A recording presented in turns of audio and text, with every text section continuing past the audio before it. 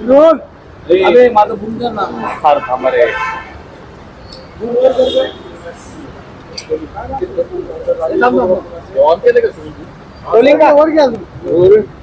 दादा दिवसभर ज्या बातमीची चर्चा झाली बातमी तुम्ही ऐकली असेल काय प्रतिक्रिया आहे?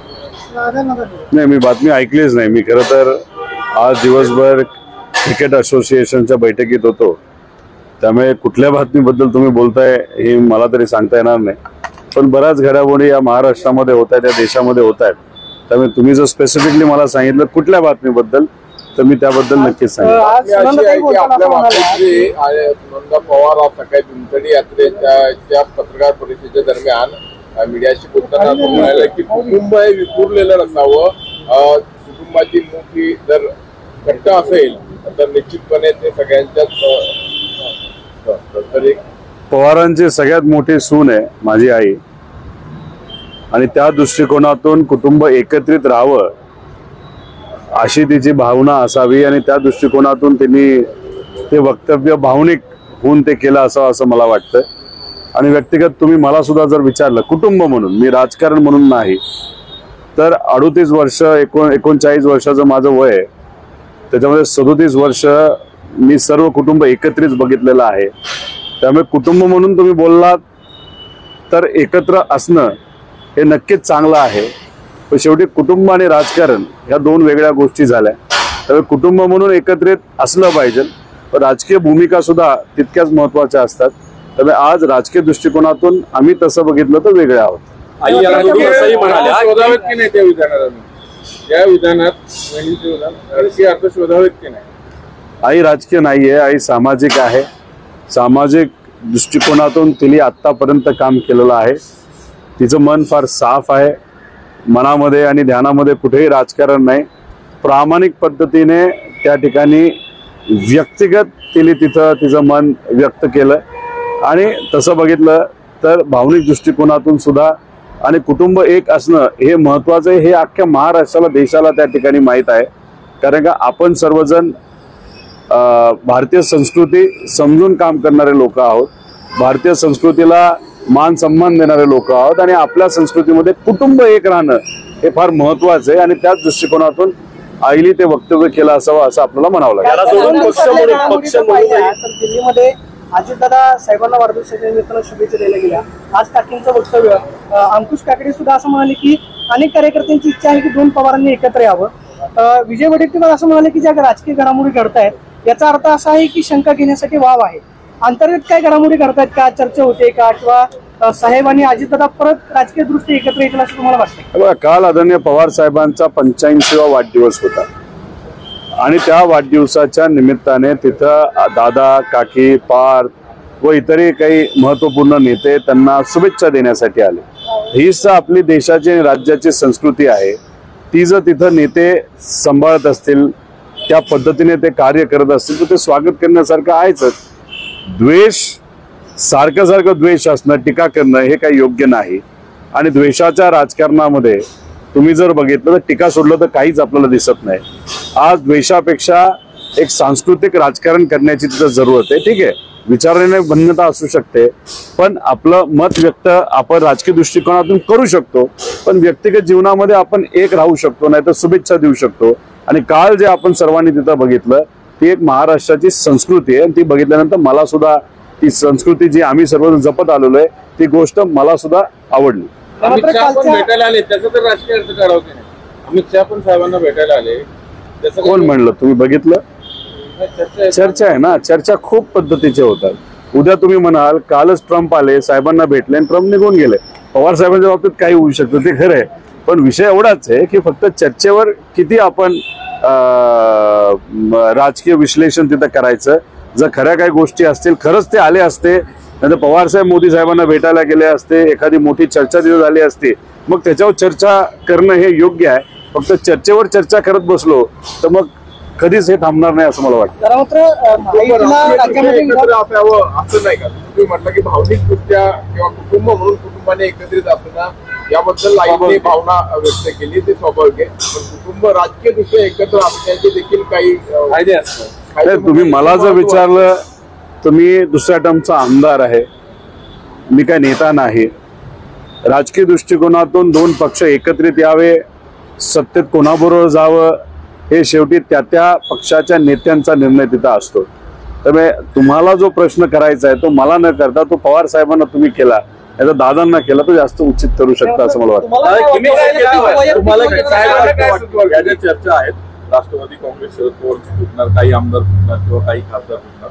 संजय राऊत म्हटले की अजित पवारांना अशी ऑफर आहे की 5 खासदार शरद पवारांच्या पक्षातले जोडा, तुम्हाला एक केंद्रात मंत्रिपद मिळेल. 6चा फुटा आहे. मला वाटत नाही फोडाफोडी तिथं कुणी करताय, नाही तर करण्याची जरूरत आहे. त्यांच्याकडे मेजॉरिटीपेक्षा जास्त लोक आहेत आमदार म्हणून. 222 पेक्षा जास्त त्यांच्याकडे आमदार आहे. तिथे 144 तिथे लागतात. आणि याच्यात अजून 10 घेऊन भाजप त्यांचं रेप्युटेशन कशाला खराब करेल. नाहीतर नाहीतर अशी काही पक्ष की अजून एकदा कुटुंब फोडला, अजून एकदा पक्ष फोडला, अशा पद्धतीने चर्चा ही लोकात काही सकारात्मक दृष्टिकोनातून घेतली जात नाही. त्यामुळे असा कुणीही प्रयत्न करणार नाही. आणि कुठलाही आमदार आणि कुठलाही खासदार स्वतःहून सत्तेत असणाऱ्या लोकांकडे जाऊन मला तुम्ही तुमच्या पक्षात घ्या असंही तिथं बोलणार नाही. शेवटी निर्णय जो कुठला घेतला जातो तो नेत्यांच्या लेवलला घेतला जातो. करण्याची चर्चा परत सुरू झाली की राष्ट्रवादी काँग्रेस शरद पवार काँग्रेसमध्ये विलीन होईल. मला असं वाटतं ही फक्त चर्चा आहे. चर्चा सोडून दुसरं कुठंच नाही. माझं एकच खरं तर काल मी जेव्हा दिल्लीला गेलो होतो तिथं असणाऱ्या लोकांशी मी चर्चा केली. आणि जेव्हा आम्ही पेपरमध्ये वाचत असतो मला सर्वच इंडिया ब्लॉकच्या सर्व नेत्यांना पक्षांना विनंती करायची आहे की आपली पार्लमेंट जी चालत नाही, जे काय तिथं थांबवली जाते, ज्या विषयामुळे थांबवली जाते तो विषय महत्वाचा असला तरी वेगळ्या पद्धतीने त्या विषयावर आपण लढू शकतो. आज आपल्याला काय पाहिजे तर शेतकऱ्यांचे विषय आहेत, आरक्षणाचा मुद्दा आहे, त्याच्याच बरोबर महिला सुरक्षतेचा मुद्दा आहे, त्याच्याच बरोबर आज बेरोजगारीचा महत्वाचा विषय आहे. आज इकॉनॉमी जी आपली आता हळू स्लो होत चालली त्याच्यावर खऱ्या अर्थाने बोलण्याची जरूरत आहे.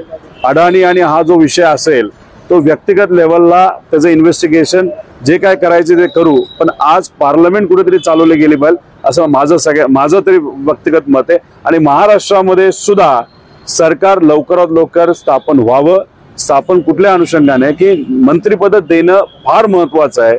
मंत्रिपद जर दिली गेली नाही तर सरकार चालू शकत नाही. आणि सरकार जर चाललं नाही तर लोकांचे प्रश्न सुटणार नाही. त्यामुळे एकनाथ शिंदे साहेबांना, अजितदादांना आणि देवेंद्र फडणवीस साहेबांना मी विनंती करतो की महाराष्ट्राच्या हितासाठी सरकार स्थापन करून मंत्रिपद देण्याची जरूरत आहे.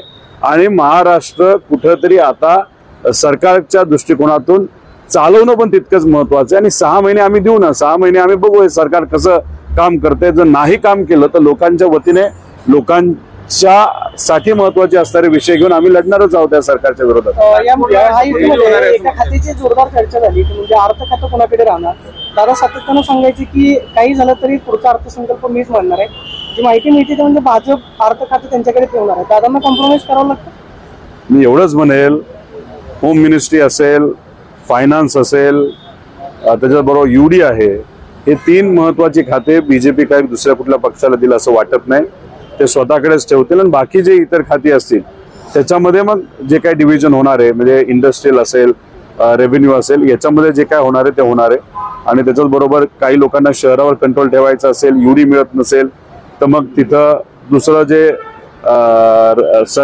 सिटीसाठी नाहीतर शहरासाठी महत्वपूर्ण असणारं जे काही खातं आहे ते तिथं ठेवलं जाईल. त्यामुळे अशा पद्धतीने बॅलन्स कुठेतरी करण्याचा प्रयत्न हा सरकारच्या सर्व नेत्यांकडनं केला जाईल. म्हणजे भाजपसाठी एकनाथ शिंदे आणि अजितदादांना तडजोड करावी लागते की करायला भाग पाडली. आता 29ला एक हाती सत्ता भाजपला या महाराष्ट्रामध्ये आणायची असं त्यांच्या नेत्यांनी जर सांगितलेलं आहे. तुम्हाला सत्तेत जाणं पसंत होईल का विरोधकाची भूमिका निभावणं पसंत होईल?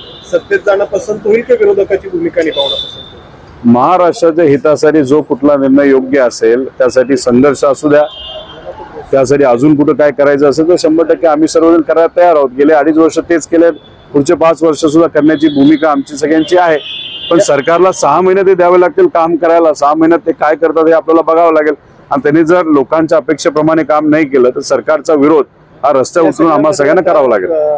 पक्षांतर्गत देखील मिटकरी यांनी व्यक्त केलेली आहे की तुमच्याकडे ताकद राहिली नाही तर दुसरं श्रेय राहिलं नाही. अमोल मिटकरी काय बोलले? अजित पवारांकडे तुम्हाला आता झुकावं लागतं, यावं लागतं असं वाटतं. तुमचे आमदार कमी निवडून आले. अजितदादा या बाबतीत काय बोलतात हे जरा बघूया. पक्षाचे नेते अजितदादा आहेत, हे छोटे छोटे जे काय कोणी बोलणारे ते नाहीत। अजितदादांनी त्या बाबतीत वक्तव्य जर एखादं केलं तर आम्ही त्याचं उत्तर देऊ। या छोट्या ऑफर दिली सत्तेत येण्याची, विषय एवढाच आहे की जे काही छोटे छोटे बोलणारे आहेत, टीव्हीवर येणारे लोक आहेत, त्यांच्यापेक्षा दादा जर त्या बाबतीत काय बोलतात हे आपल्याला बघावं लागेल। दादांनी जर एखादं वक्तव्य केलं त्याचं उत्तर आम्ही सगळेजण मिळून तिथे देऊ। सत्तेकडे उत्तरं अनेक प्रश्नांची असतात। उद्याच्याला जर सत्तेत सहभागी होण्याची संधी मिळाली किंवा त्याचं काही योग जुळून आला, समीकरण जुळून आलं तर तुम्ही त्यासाठी तयार आहे। विषय एवढाच आहे की एक आमदार असा निर्णय घेऊ शकत नाही। हा जो प्रश्न तुमचा आहे तो नेत्याला तिथे केला गेला पाहिजे। नेता या बाबतीतलं योग्य उत्तर देऊ शकतो। माझ्या हातात ज्या गोष्टी असल्या असत्या नाही तर एखादा निर्णय माझ्या हातात असला असता तर 100% याचं योग्य असं उत्तर तुमच्या या प्रश्नाला मी देऊ शकलो असतो। तुमच्या आमदार मित्रांची काय भावना आहे? एकत्र तुम्ही चर्चा करतच असाल, आमदार मित्रांची काय भावना? आता आम्हाला सगळ्यांना काळजी आहे, बेरोजगारी मोठ्या प्रमाणात वाढत चालली आहे, शेतकऱ्याचे अनेक प्रश्न आहेत, त्याच्याच बरोबर महाराष्ट्र धर्म टिकवण्यासाठी बरंच काय आपल्याला करायचंय आणि महाराष्ट्र जो विकासाच्या बाबतीत आता मागे मागे पडत चाललेला आहे त्याला एक नंबरला आणण्यासाठी जे काय करावं लागेल ते आम्ही सर्वजण मिळून 100% करू असा विश्वास व्यक्त करतो। म्हणजे 5 वर्ष आपण करावं लागेल त्यात सत्तेत जाण्याचा मार्ग असेल काही, तसंच काही करावं लागेल तुम्ही जास्त एक व्यापक दुसरे परत तुम्ही तोच प्रश्न सेकंड टर्मचा आमदार आहे आता माझ्या हातामध्ये एखादा प्रश्न असला असता त्याचं उत्तर आणि निर्णय तुम्हाला सगळा सांगून टाकला असता, त्याच्या स्टॅम्प पेपरवर लिहून दिला असता। पण जो अधिकार आमच्याकडे नाही त्या अधिकार नसताना सुद्धा एखादं वक्तव्य करणं हे कितपत योग्य आहे असं कुठेतरी मला वाटतं। म्हणून या बाबतीत मी कुठेही काही बोलत नाही। सकाळी आई म्हणाल्या की कार्यकर्त्यांची अशी इच्छा आहे की 2 जे पक्ष झाले त्याची पुन्हा मोठ बांधली जावी, तर तसं तुम्हाला कोणी कार्यकर्ते तुमच्या सोबतचे म्हणतात का की पक्ष पुन्हा एक यावा?